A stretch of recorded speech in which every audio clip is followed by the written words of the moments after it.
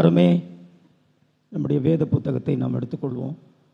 இன்றைக்கி எபேசியர் 2வது அதிகாரம் 8வது வசனத்தை நான் வாசிக்கிறேன். கிருபையினாலே விசுவாசத்தை கொண்டு ரட்சிக்கப்பட்டீர்கள். இது உங்களால் உண்டானதல்ல, இது தேவனுடைய ஈவு. இந்த வார்த்தையை தான் நாம் தியானிக்க போகிறோம். கிறிஸ்தவர்களாகிய நாம் அதிகமாய் பயன்படுத்துகிற வார்த்தைகளை இந்த வசனத்தில் நாம் பார்க்கிறோம். கிருபை, விசுவாசம், ரட்சிப்பு கிறிஸ்தவர்களால் மிகவும் பிரபல்யமாக பயன்படுத்தப்படுகிற வார்த்தைகள்.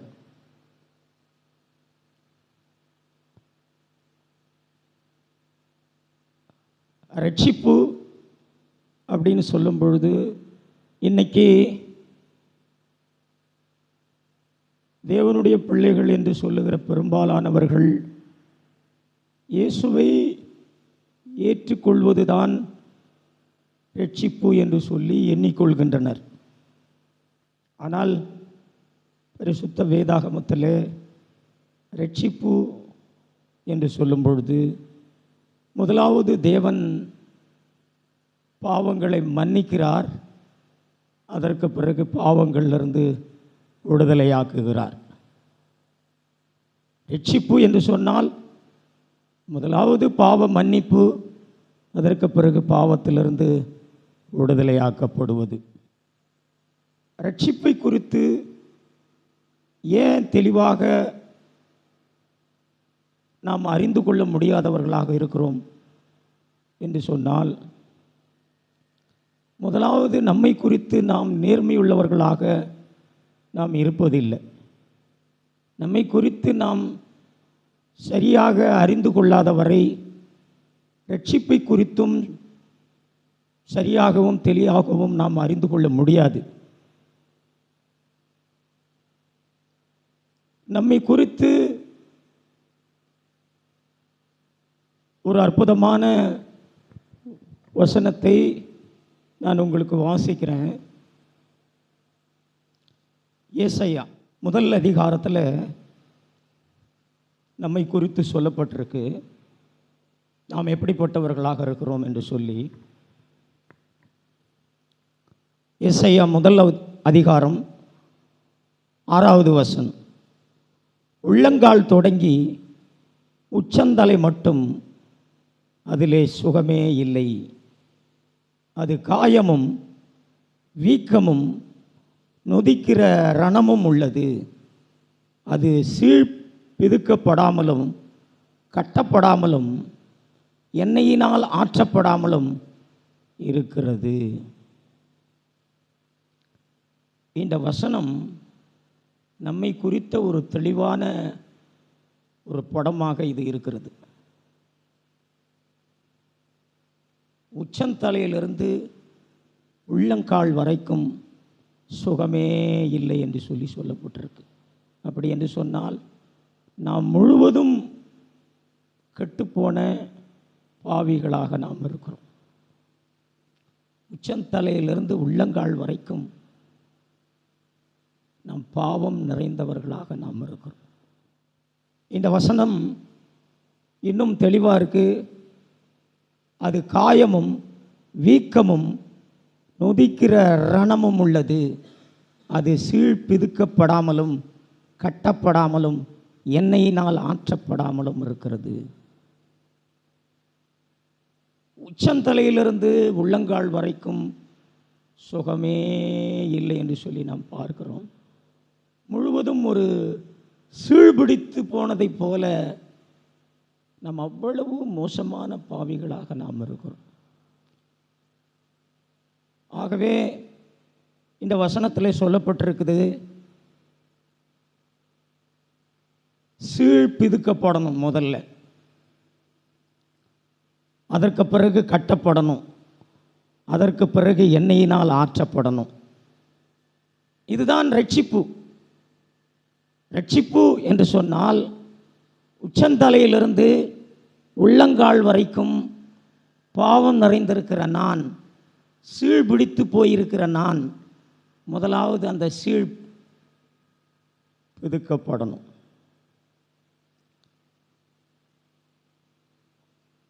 காயம் கட்டப்படணும். எண்ணெயினால் அது ஆற்றப்படணும். இதுதான் ரட்சிக்கப்படுவது என்று சொல்லும் பொழுது, ரட்சிப்பை பற்றி சொல்லணும்னா இந்த வசனம் ஒரு தெளிவான ஒரு சித்திரமாக இது இருக்கிறது.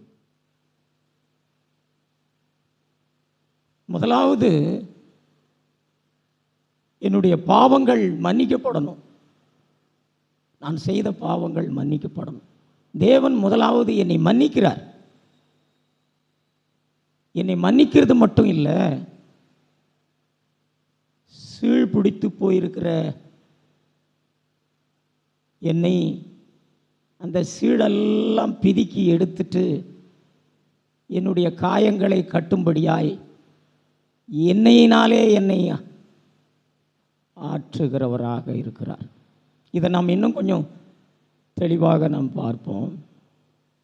இன்றைக்கு தேவனுக்கு நாம் கொடுக்கிற காணிக்கைகள் அது பிரதானமானதில்ல. நாம் ஜெபிக்கிறது, நாம் ஊழியம் செய்கிறது, நாம் பாட்டு பாடுறது, நாம் இசை வாசிக்கிறது, ஜெபக்கூட்டங்களை நடத்துறது, இவைகளெல்லாம் பிரதானமானதல்ல. பிரதானமானது சீழ்பிடித்து போயிருக்கிற நான், என்னுடைய சீழெல்லாம் பிதுக்கப்பட்டு காயம் கட்டப்பட்டு எண்ணெயினால் நான் ஆற்றப்பட வேண்டும். இதுதான் பிரதானமானது. இதிலேயே நாம் வாசித்தால் நாம் இந்த நான் சொன்னதையெல்லாம் இதில் நாம் அறிந்து கொள்ள முடியும். ஏசாயா முதல் அதிகாரம் 12வது வசனத்திலிருந்து நான் உங்களுக்கு வாசிக்கிறேன். நீங்கள் என் சந்நிதியில் வரும்போது என் பிரகாரங்களை எப்படி மிதிக்க வேண்டும் என்று உங்களிடத்தில் கேட்டது யார்? இனி வீண் காணிக்கைகளை கொண்டு வர வேண்டாம். தூபங்காட்டுதல் எனக்கு அருவருப்பாயிருக்கிறது. நீங்கள் அக்கிரமத்தோடு ஆசரிக்கிற மாதப்பிறப்பையும் ஓய்வு நாளையும் சபை கூட்டத்தையும் நான் இனி சகிக்க மாட்டேன். உங்கள் மாத பிறப்புகளையும் உங்கள் பண்டிகைகளையும் என் ஆத்துமா வெறுக்கிறது. அவைகள் எனக்கு வருத்தமாயிருக்கிறது. அவைகளை சுமந்து இளைத்து போனேன். 15வது வசனம். நீங்கள் உங்கள் கைகளை விரித்தாலும் என் கண்களை உங்களை விட்டு மறைக்கிறேன். நீங்கள் மிகுதியாய் ஜெபம் பண்ணினாலும் கேளேன். உங்கள் கைகள் இரத்தத்தினாலும் நிறைந்திருக்கிறது.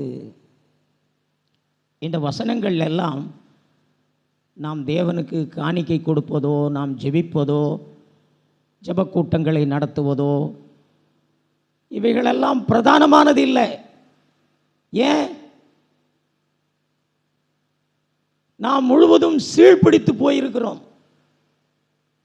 பாவம் நிறைந்தவர்களாக இருக்கிறோம். பாவ கரைப்பட்டவர்களாக இருக்கிறோம்.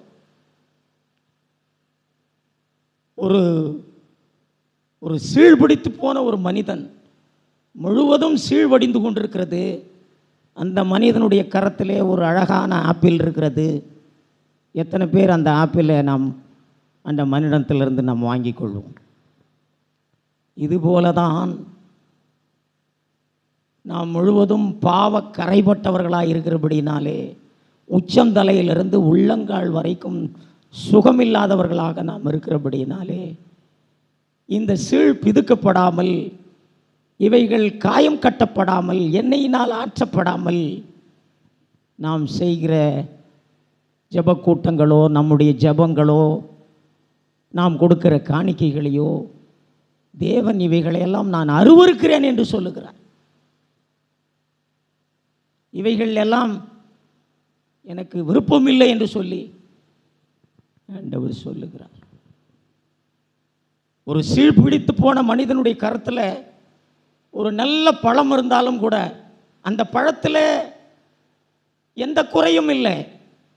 ஆனாலும் அந்த மனிதன் முழுவதும் சீழ்பிடித்து சீழ்வடிந்து கொண்டிருக்கிறது. அவனுடைய கரத்திலிருந்து எவ்வித குறையும் இல்லாமல் இருந்தாலும் அந்த பழத்தை யாருமே நாம் வாங்கி கொள்ள மாட்டோம். இது போலவே தான் பிரச்சனை நாம் ஜெபிக்கிற ஜெபத்தில் இல்லை, பிரச்சனை நாம் கொடுக்கிற காணிக்கையில் இல்லை, பிரச்சனை நாம் செய்கிற ஊழியத்தில் இல்லை. பிரச்சனை நம்மிடத்தில் இருக்கிறது. நம்மை குறித்து நாம் தெளிவாய் அறிந்து கொள்ளாமல், நம்மை குறித்து நாம் நேர்மையாய் இல்லாமல் ரட்சிப்பை தெளிவாக நாம் அறிந்து கொள்ள முடியாது. இன்றைக்கு அநேகர் ரட்சிக்கப்பட்டிருக்கிறேன் என்று சொல்லுகிறார்கள். இவர்கள் சொல்லுவதெல்லாம் வெறுமனமே இயேசுவை ஏற்றுக்கொண்டிருப்பதினால் நான் ரட்சிக்கப்பட்டிருக்கிறேன் என்று சொல்லி எண்ணிக்கொள்ளுகிறார்கள். ஆனால் வேதம் இயேசுவை ஏற்றுக்கொண்டிருப்பதனாலேயே நீங்கள் ரட்சிக்கப்பட்டவர்கள் என்று சொல்லி சொல்வதில்லை. இன்னும் கூட ஒரு சில வசனங்கள் ஆமோஸ் புத்தகத்தில் இருக்கு. நான் அதையும் கூட உங்களுக்கு வாசித்து காண்பிக்கிறேன். ஆமோஸ் 5வது அதிகாரம் 21வது வசனத்திலிருந்து நான் வாசிக்கிறேன். உங்கள் பண்டிகைகளை பகைத்து வெறுக்கிறேன், உங்கள் ஆசரிப்பு நாட்களில் எனக்கு பிரியமில்லை, உங்கள் தகன பலிகளையும் போஜன பலிகளையும் எனக்கு படைத்தாலும் நான் அங்கீகரிக்க மாட்டேன், கொழுமையான உங்கள் மிருகங்களின் ஸ்தோத்திர பலிகளையும் நான் நோக்கி பார்க்க மாட்டேன். 23வது வசனம், உன் பாட்டுகளின் இரைச்சலை என்னை விட்டு அகற்று, உன் வீணைகளின் ஓசையை நான் கேட்க மாட்டேன். இன்றைக்கு நான் தேவனுடைய பிள்ளை, நான் ரட்சிக்கப்பட்டேன் என்று சொல்லிக்கொண்டு ஜெபிப்பதையும் காணிக்கை கொடுப்பதையும் பாடுவதையும் இசைப்பதையும் ஜெபக்கூட்டங்கள் நடத்துவதையும் இவைகளையே பிரதானமாக போதிக்கிறார்கள். ஆனால் ஆண்டவர் என்ன சொல்லுகிறார்? உன் காணிக்கை எனக்கு முக்கியம் இல்லை, உன் ஜெபக்கூட்டம் எனக்கு முக்கியம் இல்லை, நீ ஆசரிக்கிற எதுவும் எனக்கு முக்கியம் இல்லை, உன் ஜெபம் எனக்கு முக்கியம் இல்லை, நீ பாடுகிற பாட்டு எனக்கு முக்கியம் இல்லை, நீ வாசிக்கிற இசை எனக்கு முக்கியம் இல்லை, இவைகளெல்லாம் எனக்கு முக்கியம் இல்லை. முக்கியம் என்ன? உச்சந்தலையிலிருந்து உள்ளங்கால் வரைக்கும் சுகமில்லாதிருக்கிற நான், முழுவதும் சீழ் பிடித்து வடிந்து கொண்டிருக்கிற நான், என்னுடைய சீழெல்லாம் முதலாவது பிதுக்கி எடுக்கப்பட்டு காயம் கட்டப்பட்டு எண்ணெயினால் நான் ஆற்றப்பட வேண்டும். இதுதான் பிரதானமானது, இதுதான் பிரதானமானது. இதைத்தான் ரட்சிப்பு என்று சொல்லி வேதம் சொல்லுகிறது. திரும்பவும் நான் இந்த ஏசாயா புத்தகத்தில் நான் உங்களுக்கு இன்னும் ஒரு சில வசனங்களை வாசிக்கிறேன். ஏசாயா 1 அதிகாரம் 16வது வசனம், உங்களை கழுவி சுத்திகரியுங்கள். முதலாவது நம்மை கழுவி சுத்திகரிக்க வேண்டும். கழுவி சுத்திகரிக்க வேண்டும் என்று சொன்னால் என்ன பொருள்? அது நாம் செய்த பாவங்களை, நாம் முழுவதும் பாவியாக இருக்கிறோம், நமக்குள்ளாக பாவம் இருக்கிறது, பாவம் என்கிற ஒரு பிரமாணம் நமக்குள்ளாக இருக்கிறது.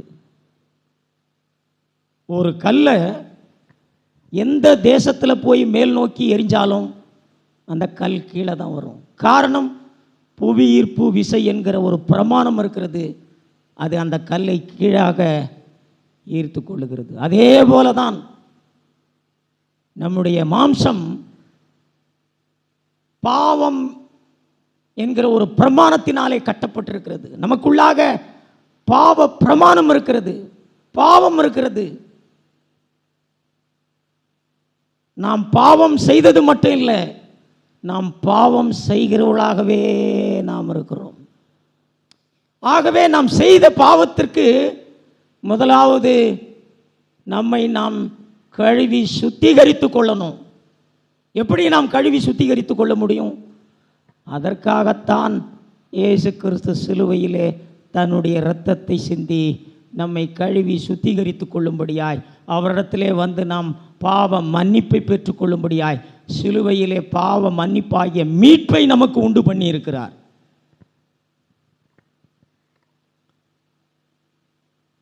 பாவ மன்னிப்பாகிய மீட்பை சிலுவை மரணத்தின் மூலமாக தன்னுடைய இரத்தத்தை சிந்தி அவர் உண்டு பண்ணி இருக்கிறார். நாம் என்ன பண்ணணும்? அவர் சிலுவையிலே உண்டு பண்ணி இருக்கிற அந்த பாவ மன்னிப்பை நான் பெற்றுக்கொள்ளணும்.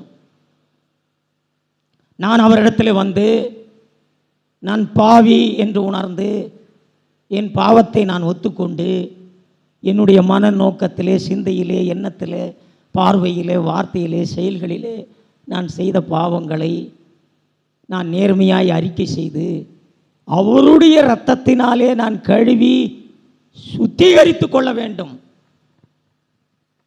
இதுதான் கழுவி சுத்திகரித்து கொள்வது என்று சொல்லும் பொழுது, அப்பொழுது மனப்பூர்வமாக ஆண்டவர் என்னை மன்னிக்கிறார், என் பாவங்களை அவர் மன்னிக்கிறார்.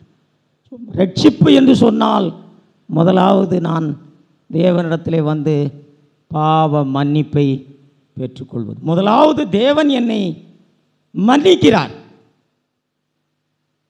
இதே வசனத்திலே 16வது வசனத்திலே ஏசாயா 1:16 உங்களை கழுவி சுத்திகரியுங்கள் என்று சொல்லப்பட்டிருக்கு.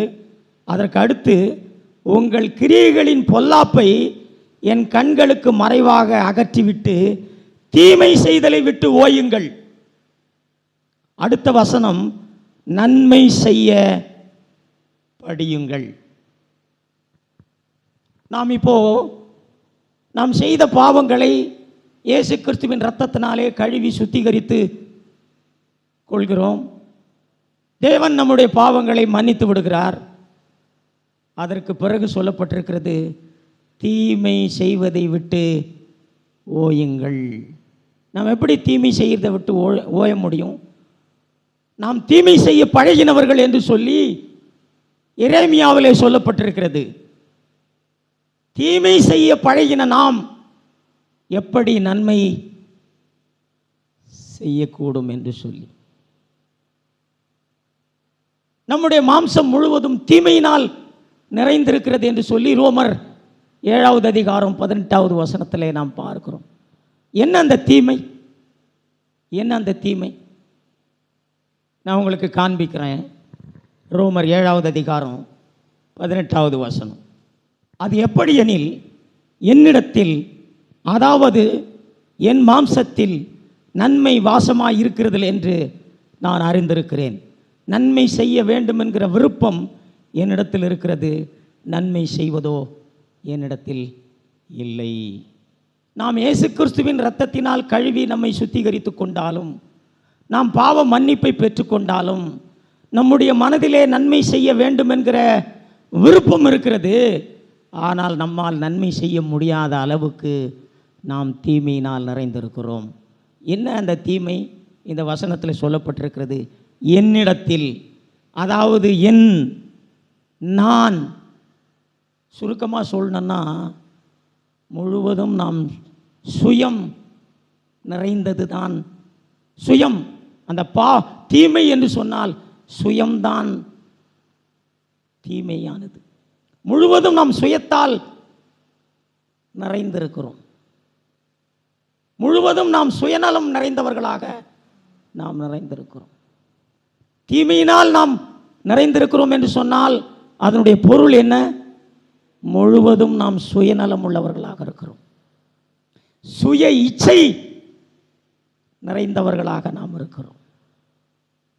சுய கனத்தை தேடக்கூடியவர்களாக நாம் இருக்கிறோம். சுய பெருமையை தேடக்கூடியவர்களாக நாம் இருக்கிறோம்.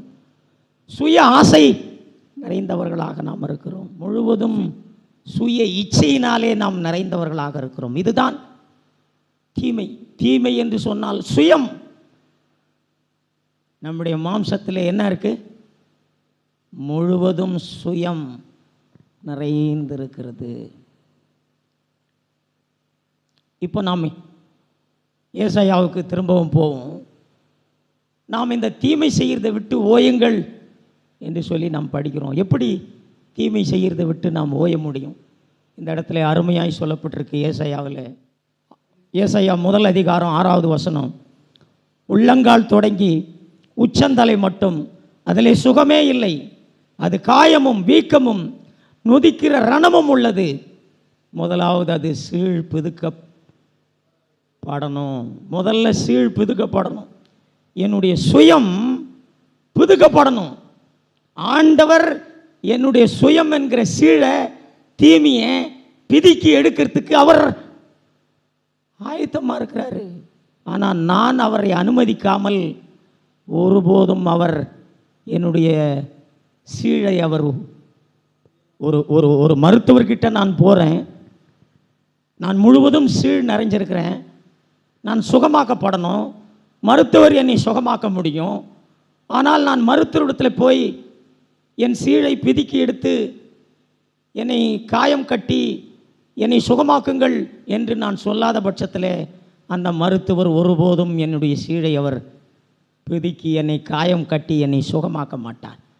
மருத்துவரால் என்னை சுகமாக்க முடியவில்லை என்பதல்ல, நான் சுகமாக்க விரும்பவில்லை, நான் என் சீழை பிதுக்க விரும்பவில்லை. நான் மருத்துவரை அனுமதிக்காத பட்சத்தில் மருத்துவரால் முடியும் என்றாலும் மருத்துவர் எனக்கு அதை செய்திட மாட்டார். முதலாவது நாம் இயேசு கிறிஸ்துவின் இரத்தத்தினாலே கழுவி நம்முடைய பாவங்கள் மன்னிக்கப்பட்டு நாம் பாவ மன்னிப்பை பெற்றுக்கொண்டாலும் நாம் முழுவதும் சீழ் பிடித்து போய் சீழ் நிறைந்தவர்களாக நாம் இருக்கிறோம், சுயம் நிறைந்தவர்களாக நாம் இருக்கிறோம், தீமை நிறைந்தவர்களாக இருக்கிறோம். நம்முடைய சுயத்தை தேவன் பிதுக்கி எடுக்க வேண்டுமானால் நாம் அவரை அனுமதிக்கணும் சகோதரா. தேவன் அதற்காகத்தான் நம் வாழ்க்கையில் பலவிதமான சூழ்நிலைகளை தேவன் ஏற்படுத்துகிறார். நம்மை பலவிதமான சூழ்நிலைகள் வழியாக நம்மை நடத்துகிறார். தேவனுடைய வார்த்தைகளை தேவன் நமக்கு போதிப்பதனுடைய நோக்கம் என்ன? தேவனுடைய வார்த்தைகளை தேவன் நமக்கு கொடுத்திருப்பதனுடைய நோக்கம் என்ன? நம்முடைய சீழ் பிதுக்கப்படணும் என்பதை நாம் அறிந்து கொள்வதற்காக தேவன் தன்னுடைய வார்த்தையின் மூலமாக தேவன் நமக்கு காண்பிக்கிறார், சூழ்நிலைகளின் மூலமாக தேவன் நமக்கு காண்பிக்கிறார். நாம் எவ்வளவு சுய பெருமையுடையவர்கள் என்பதை நாம் பார்க்க நாம் அனுமதிப்போமானால் தேவன் பெருமை என்கிற சீழை பிதுக்கி காண்பிக்க அவர் ஆயத்தமாக இருக்கிறார். நாம் எவ்வளவு பண ஆசை நிறைந்தவர்கள் என்பதை நாம் பார்க்க வேண்டுமானால் தேவன் அந்த சீழை பிதுக்கி காண்பிக்க அவர் ஆயத்தமார். நாம் எவ்வளவு ஆசை இச்சைகள் நிறைந்தவர்கள் என்பதை தேவன் நமக்கு காண்பிக்க வேண்டுமானால் அவரை நாம் அனுமதிப்போமானால் தேவன் நமக்கு அந்த சீழை பிதுக்கி காண்பிப்பார். சகோதரா, நமக்குள்ள இருக்கிற எல்லா தீமைகளையும் எல்லா சீழையும் பிதுக்கி ஒரு துளி கூட சீழில்லாத அளவுக்கு உன்னை பிதுக்கி உன் காயத்தை கட்டி எண்ணெயினால் ஆற்றப்பட வேண்டுமானால் நீ அனுமதித்தால் மாத்திரம்தான் தேவன் அதை செய்திருவார். நீ அனுமதிக்காவிட்டால் தேவன் அதை ஒருபோதும் செய்திட மாட்டார். தேவனால் செய்ய முடியாது என்பதல்ல, நாம் அனுமதிக்காத பட்சத்திலே தேவன் அதை செய்திட மாட்டார். சகோதரா, நாம் நம்முடைய சீழ் பிதுக்கப்படாமல், நம்முடைய தீமையிலிருந்து நாம் விடுதலையாக்கப்படாமல், சுயம் நிறைந்த நாம் அதிலிருந்து நாம் விடுதலையாக்கப்படாவிட்டால் நாம் செய்கிற ஜெபம், நாம் கொடுக்கிற காணிக்கை, நாம் நடத்துகிற ஜெப கூட்டங்கள், நாம் பாடுகிற பாட்டு, நம்முடைய இசை அத்தனையும் தேவன் அருவருக்கிறார். தேவன் அவைகளை நான் அங்கீகரிக்க மாட்டேன் என்று சொல்லுகிறார். இந்த இடத்துல இன்னும் ஒரு முக்கியமான ஒரு வார்த்தையை சொல்லப்பட்டிருக்கு, எண்ணெயினால் அது ஆற்றப்பட வேண்டும். சகோதரா, எண்ணெய் என்று சொன்னால் என்ன? எண்ணெய் என்பது பரிசுத்த ஆவியை குறிக்கிறது. சுயம் என்கிற அந்த தீமை பிதுக்கப்பட்டு நாம் பூஜ்யமாக்கப்பட்டு பரிசுத்த ஆவியாகிய எண்ணெயினால் நாம் ஆற்றப்பட்டு பரிசுத்த ஆவியினால் அவருக்கென்று ஒன்றை செய்கிறவர்களாக நாம் இருக்க வேண்டும் என்று சொல்லி தேவன் விரும்புகிறார். செய் என்று சொன்னால் நாமாக செய்வதை பற்றி வேதம் சொல்லவில்லை. நாம் செய்கிற அத்தனையும் சுயக்கிரியைகள். நாம் செய்கிற ஜபமாக இருக்கட்டும், நாம் கொடுக்கிற காணிக்கைகளாக இருக்கட்டும், நாம் செய்கிற ஊழியங்களாக இருக்கட்டும், அது பாடல்களாக இருக்கட்டும், இசையாக இருக்கட்டும், அத்தனையும் நாம் செய்கிற அனைத்தும் சுயக்கிரியைகள். தேவனுடைய பார்வையிலே அது செத்த கிரியைகள், அது அழுக்கான கந்தை.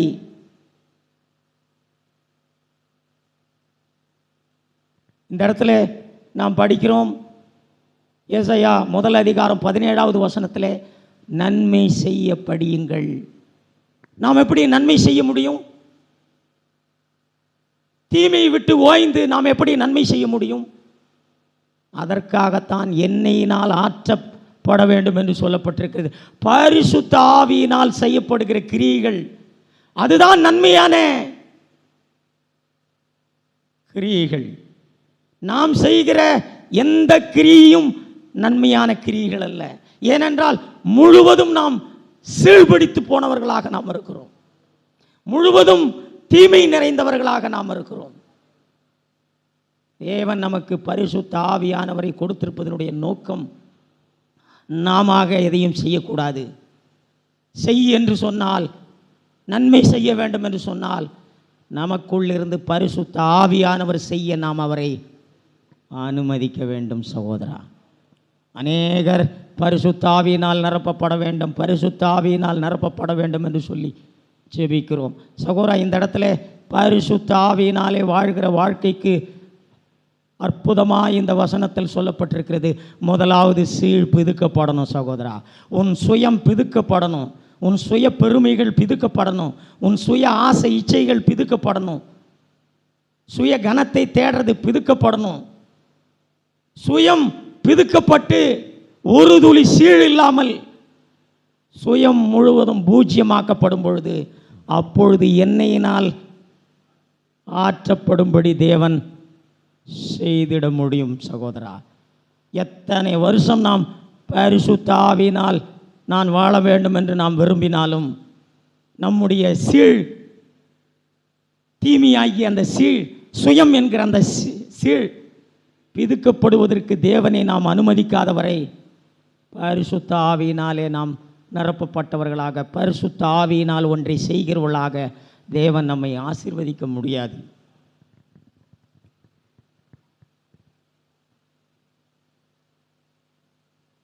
நாம எதையும் செய்யக்கூடாது என்று சொன்னால், நம்முடைய சீழ் முழுவதும் பிதுக்கப்பட்டு நாம் பூஜ்யமாக்கப்படுவோமானால், பரிசுத்த ஆவியானவருடைய செயல்கள் நம்மிலிருந்து வெளிப்படும். பரிசுத்த ஆவியானவர் நம்மிலிருந்து செய்திடும்படி அவர் நம்மை ஆசீர்வதித்திட முடியும். ரட்சிப்பு என்று சொன்னால், நாம் திரும்பவும் அந்த வசனத்துக்கு நாம் போவோம்.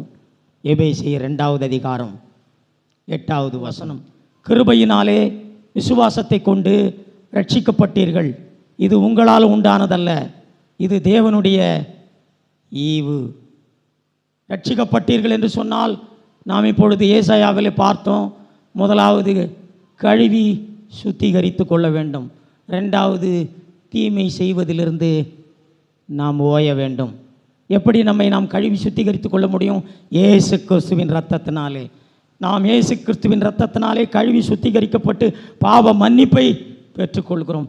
ரெண்டாவது, தீமை நிறைந்த சீழ் பிடித்து போயிருக்கிற சுயம் என்கிற அந்த தீமை சீழ் பிதுக்கப்பட்டு பூஜ்யமாக்கப்பட்டு பரிசுத்த ஆவியானவராகிய எண்ணெயினால் நம்முடைய காயங்கள் ஆற்றப்பட்டு நாம் அவருக்கென்று வாழும்படியாய் தேவன் நம்மை ஆசீர்வதிக்கிறார். ரட்சிப்பு என்று சொன்னால், ஒன்று பாவ மன்னிப்பு, அடுத்து பாவத்திலிருந்து விடுதலையாக்கப்படுவது, தீமை செய்கிறதிலிருந்து ஓய்வது. இப்போ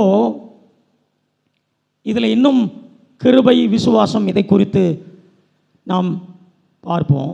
தேவன் முதலாவது நம்மை மன்னிக்கிறார். அதற்கு பிறகு நமக்கு பாவத்திலிருந்து விடுதலையை கொடுக்கிறார். இதுதான் ரட்சிப்பு. தேவன் கொடுக்கிற இடத்துல இருக்கிறார், நாம் பெற்றுக்கொள்கிற இடத்துல இருக்கிறோம். தேவனுடைய கை ஒன்றை நமக்கு கொடுக்கக்கூடியதாய் அவர் தன்னுடைய கரத்தை நீட்டுகிறார். நாமோ நம்முடைய கரத்தை நீட்டி அதை பெற்றுக்கொள்ள வேண்டும். கிறிஸ்தவ வாழ்க்கையை சுருக்கமாய் ஒரே வார்த்தையிலே நாம் சொல்ல வேண்டுமானால் பெற்றுக்கொள்ளும் வாழ்க்கை. நான் என்னிடத்திலிருந்து ஒரு பொருளை கொடுக்கும்படியாக என்னுடைய கரத்தை நீட்டுகிறேன். நீங்கள் அதை பெற்றுக்கொள்ளும்படி உங்களுடைய கரத்தை நீங்கள் நீட்டி பெற்றுக்கொள்வது. ஒருவேளை நான் இந்த பொருளை என்னுடைய கரத்தை நீட்டி உங்களுக்கு கொடுத்தாலும் நீங்கள் பெற்றுக்கொள்ளாத வரை அதை நீங்கள் அனுபவிக்க முடியாது, அதை நீங்கள் வாங்கிக் கொள்ள முடியாது, அது உங்களுக்கு சொந்தமாகாது. நாம் தரித்திரராக இருக்கிறோம், ஒரு பெரிய ஐஸ்வர்யவான் வராரு, நம்முடைய பெயரிலே வங்கியிலே ஒரு கணக்கை தொடங்கி பெரும் தொகையை அதில் செலுத்துகிறார். அவர் சொல்லுகிறார், உங்களுடைய பெயரிலே வங்கியில் நான் கணக்கை தொடங்கி ஒரு பெரிய தொகையை செலுத்தி இருக்கிறேன் என்று சொல்லுகிறார். அவர் அந்த தொகையை வங்கியிலே என்னுடைய கணக்கில் செலுத்தியிருந்தாலும் நான் போய் அதை என்ன பண்ணணும்? பெற்றுக்கொள்ள வேண்டும். அந்த பணம் ஒரு ரூபாய் கூட நான் சம்பாதிக்கலை, அது இலவசமாய் ஐஸ்வர்யவான் என்னுடைய வங்கி கணக்கிலே செலுத்தி இருக்கிறார். அதற்கும் எனக்கும் சம்பந்தம் இல்லை, அது முழுவதும் இலவசம். ஆனால் நான் அதை போய் என்ன பண்ணும்? பெற்றுக்கொள்ள வேண்டும். இதைத்தான் இது உங்களால் உண்டானதல்ல, இது தேவனுடைய ஈவு என்று சொல்லப்படுகிறது. கொடுப்பதை நாம் கிருபை என்று சொல்லலாம், பெற்றுக்கொள்வதை நாம் விசுவாசம் என்று சொல்லலாம். தேவன் எனக்கு பாவ மன்னிப்பை கொடுக்கிறார், அது கிருபை. நான் அதை பெற்றுக்கொள்கிறேன், அதுதான் விசுவாசம். தேவன் எனக்கு பாவத்திலிருந்து விடுதலையை கொடுக்கிறார், அது கிருபை. நான் அதை பெற்றுக்கொள்கிறேன், அதற்கு பேர் தான் விசுவாசம். கிருபை என்று சொன்னால் தேவன் எனக்கு ஒன்றை செய்கிறார், விசுவாசம் என்று சொன்னால் நான் அதை பெற்றுக்கொள்கிறேன். அரசாங்கத்தில் நமக்கு இலவசமாய் ஒன்றை கொடுப்பதாக அறிவிக்கிறாங்க. ஏதோ ஒரு சிலிண்டர், ஏதோ ஒரு மின்விசிறி, ஏதோ ஒன்றை இலவசமாக கொடுப்பதாக நமக்கு அறிவிக்கிறாங்க. அது இலவசம், அதற்காக நாம் ஒரு ரூபாய் கூட நாம் செலவு செய்ய தேவையில்லை.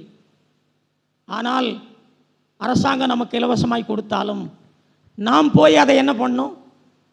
பெற்றுக்கொள்ள வேண்டும். ஸோ கிறிஸ்தவ வாழ்க்கை பெற்றுக்கொள்ளுகிற வாழ்க்கை. இது ஏதோ சுயமுயற்சியினாலே ஒன்றை அடைகிற வாழ்க்கை அல்ல, இது பெற்றுக்கொள்கிற வாழ்க்கை. தேவன் கொடுப்பதை கிருபை என்றும் பெற்றுக்கொள்வதை விசுவாசம் என்று சொல்லலாம். தேவன் எனக்கு ரட்சிப்பை கொடுக்கிறார், நான் அந்த ரட்சிப்பை பெற்றுக்கொள்கிறேன். ரட்சிப்பு என்று சொன்னால் முதலாவது பாவ மன்னிப்பை பெற்றுக்கொள்கிறேன், அதற்கு பிறகு பாவத்திலிருந்து விடுதலையை நான் பெற்றுக்கொள்கிறேன். இன்றைக்கு நான் ரட்சிக்கப்பட்டிருக்கிறேன் என்று சொல்லுகிற பெரும்பாலான ஜனங்களை பிசாசு வஞ்சித்து விடுகிறான். எப்படி என்றால், அவர்கள் தாங்கள் ரட்சிப்பட்டிருப்பதனாலே தங்களை நல்லவர்கள் என்று சொல்லி எண்ணிக்கொள்ளும்படி சாத்தான் அவர்களை வஞ்சித்து விடுகிறான். நான் தேவனுடைய பிள்ளையாக இருப்பதினால் நான் நல்லவனாக மாறிவிட்டேன், நான் நல்லவன் என்று சொல்லி என்னை எண்ணிக்கொள்ள செய்து சுய முயற்சியினால் அடைகிற ஒரு மேலோட்டமான பரிசுத்தத்தை, இதுதான் பரிசுத்த வாழ்க்கை என்று சொல்லி என்னை நம்ப வைத்து வஞ்சிக்கிறவனாக இருக்கிறான். சகோதரா, சாத்தான் நம்மை வஞ்சிக்கக்கூடாது என்று சொன்னால் முதலாவது நம்மை பற்றி நாம் சரியாக நாம் அறிந்து கொண்டவர்களாக நாம் இருக்கணும். நம்மை குறித்து நாம் நேர்மையுள்ளவர்களாக நாம் இருக்கணும். நாம் உச்சந்தலையிலிருந்து உள்ளங்கால் வரைக்கும் சுகமில்லாதவர்கள் என்பதை நாம் அறிந்து கொள்ளணும். நாம் முழுவதும் சீழ் நிறைந்தவர்களாக, சீழ்பிடித்து போய் சீழ்வடிகிறவர்களாக நாம் இருக்கிறோம் என்பதை அறிந்து கொள்ளணும். மருத்துவராகிய இயேசு மாத்திரம்தான் நம்முடைய சீழையெல்லாம் பிதுக்கி எடுத்து பரிசுத்த ஆவியானவராகிய எண்ணெயினாலே நம்முடைய காயங்களை கட்டி நம்மை ஆற்றி அவருக்கென்று ஒன்றை செய்யும்படியாய் நம்மை ஆசீர்வதித்திட முடியும். இதுதான் தேவனால் ஆசீர்வதிக்கப்பட்ட ஒரு வாழ்க்கை. இப்படிப்பட்ட ஒரு வாழ்க்கைக்காக நம்மை அர்ப்பணிப்போம். கர்த்தர் நம்மை ஆசீர்வதிப்பாரா. ஆமென்.